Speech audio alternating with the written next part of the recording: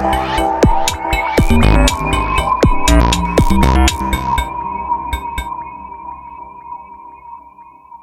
selamat pagi. Perkenalkan, saya bidan Rahlan bertugas pagi ini. Dengan ibu siapa ini? Saya Ibu Susi. Oh, Ibu Susi. Baik, ibu yang perlu saya bantu. Bu, saya mau nanya, Ibu tahu nggak tentang LGBT itu sekarang lagi tren nih? Benar-benar. Nah, itu sebetulnya LGBT itu apa? Kita kan nggak tahu LGBT, tapi kita nggak tahu LGBT itu apa kan? Sebelumnya ibu tahu dari mana? TikTok lah. Oh, dari TikTok. Baik. Nah, sebelum kita lebih dalam ya membahas LGBT, pertama saya jelaskan dulu nih pengertian LGBT itu apa. Jadi LGBT itu adalah istilah yang digunakan untuk menyebutkan bahwa ada penyimpangan seksual. Gitu. Jadi kan terdiri LGBT gitu ya Bu ya, seperti lesbi, gay, sama biseksual dan transgender seperti itu. Oh, pasangan sejenis. Ya bener. Nah itu kalau bahasa kerennya begitulah Bu, LGBT kalau mau disingkatnya. Jadi kalau lesbian itu adalah orientasi seksual perempuan yang mempunyai ketertarikan atau kecenderungan seksual dengan perempuan. Jadi misalnya ini kan saya perempuan, ibu perempuan, saya suka sama ibu, tapi kalau sama laki-laki dia nggak suka gitu. Dalam hal yang seksual ya Bu ya.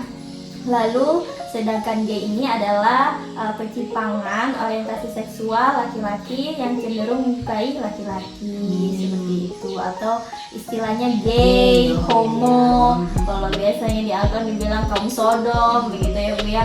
Sedangkan biseksual adalah menggambarkan seseorang yang mengalami ya Bu ya ketertarikan emosional, merasa romantis begitu ya, yang lebih menyukai dua jenis kelamin. Jadi intinya dia suka perempuan dan laki-laki, sama perempuan dia suka, sama laki-laki dia suka, tergantung dari lawan jenis itu atau sesama jenis itu memperlakukannya seperti apa dalam kategori romantis ya, merasa aman dan nyamannya seperti itu.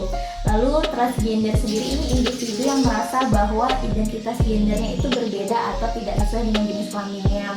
Seperti mohon maaf kan ya, ya seperti itu, mohon maaf ibu kenal Cinta Luna. Nah seperti itu, merasa bahwa badannya ini laki-laki tapi hatinya atau jati dirinya perempuan. Jadi dia ubahlah alat kelaminnya menjadi perempuan. Seperti itu, melakukan beberapa prosedur tindakan operasi plastik gitu ya Bu ya.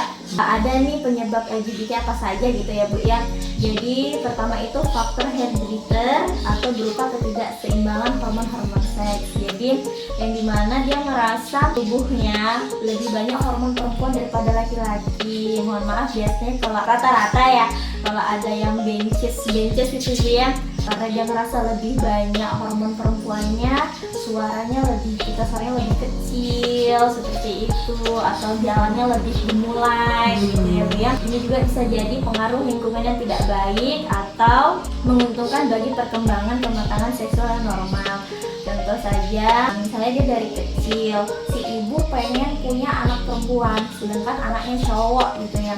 Jadi dia dandanilah anaknya jadi cewek, pakai pelisip. Jadi itu kan mindset anak dari kecil akan sudah besar, oh ini kan hal yang wajar, dan dia sudah terbiasa seperti didandani perempuan, itu juga bisa. Lalu seseorang selalu mencari kepuasan relasi homoseks atau lesbian karena ia menghayati pengalaman tersebut ya. Dia merasa nih dia suka sesama jenis gitu kan, dia bagaimana nih cari orang untuk melampiaskan hasratnya mencari sesama gitu. Jadi kan rantai itu tidak putus ya. Lalu ada trauma keluarga. Nah beberapa biasanya ya korban pelecehan seksual, misalnya nih dia digauli atau dilecehkan oleh keluarganya sendiri, dia merasa nggak aman nih sama laki-laki dan dia lebih amannya ngerasa lebih nyaman sama perempuan.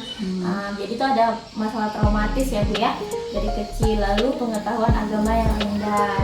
Oke, kalau di agama Islam sendiri kan sudah jelas ya Bu ya di Al-Quran bahwa kaumnya Nabi Lut atau kaum Sodom itu sangat dilaknat oleh Tuhan kita, yaitu Allah Subhanahu wa Ta'ala ya Bu ya. Oke.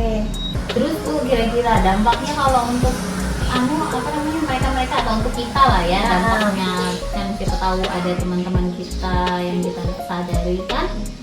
Baik, dampak LGBT ini sungguh besar ya Bu ya.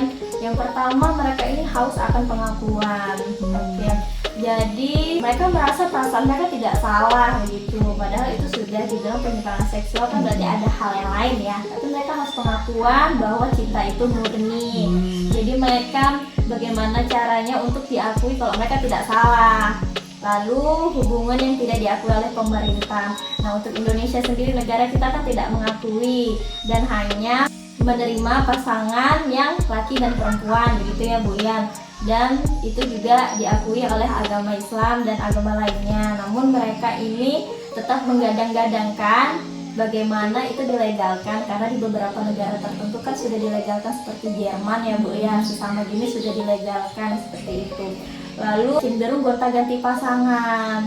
Nah, karena biasanya mereka yang berpasangan ini karena sering gonta-ganti pasangan gitu ya, mungkin mencari sensasi atau fetis gitu. Mereka jadinya itu banyak yang kena penyakit. Nah, karena menularkan penyakit seperti HIV, AIDS gitu ya. Nah, itu ya mohon maaf bisa menularkan kita nih. Misalnya kita nggak tahu ya, entah itu perjodohan, love and marriage gitu ya Bu ya.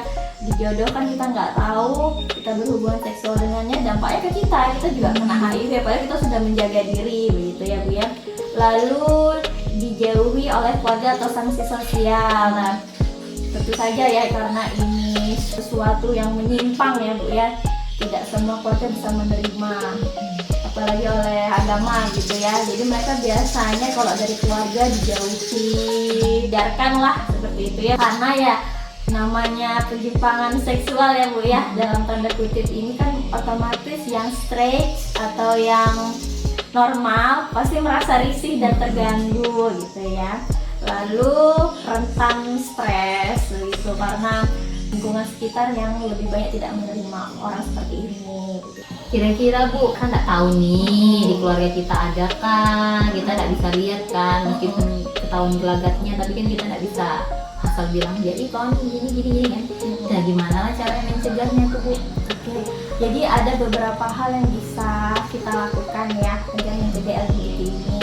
Pertama, mendekatkan diri kepada agama seperti itu. Jadi ya bawalah keluarga kita untuk lebih dekat dengan agama kita. Lalu menghindari perilaku yang berlawan dengan jenis kelaminnya.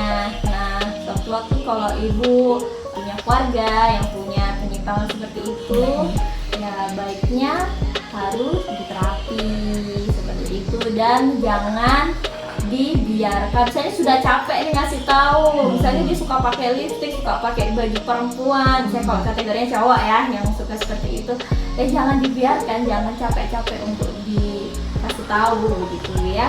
Lalu usahakan memilih teman pergaulan dan menghindari pergaulan bebas. Nah, pergaulan bebas ini kan lebih banyak ya itu negatifnya terutama dalam seks itu ya. Nah, mungkin kalau yang gay sama lesbian mereka hanya sesamanya. Bagaimana dengan biseksual, dia kan bisa perempuan dan laki-laki ya. Jadi kita nggak tahu nih seperti itu. Oke, adapun solusi yang bisa kita lakukan ya, adanya kepastian hukum bagi para pelaku homoseksual yang tertangkap tangan melakukan hubungan sesama jenis dengan solusi untuk memberikan kesempatan untuk melakukan terapi orientasi seksual. Nah, jadi kalau bisa dilakukan penggerbekan gitu ya Bu ya, ini ditangkap, mereka yang nggak langsung di penjara atau apa, mereka akan dilakukan terapi seperti itu. Lalu jika terdapat masalah kesehatan, ini harus dikonsultasikan oleh dokter atau tenaga profesional gitu ya.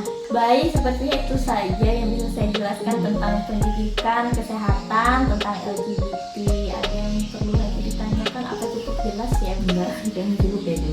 Baiklah, seperti itu saja ya Bu. Jika nanti ada yang ingin ditanyakan, boleh via konsultasi lewat WA saya. Oke, terima kasih ya Bu Bida. Iya, sama-sama.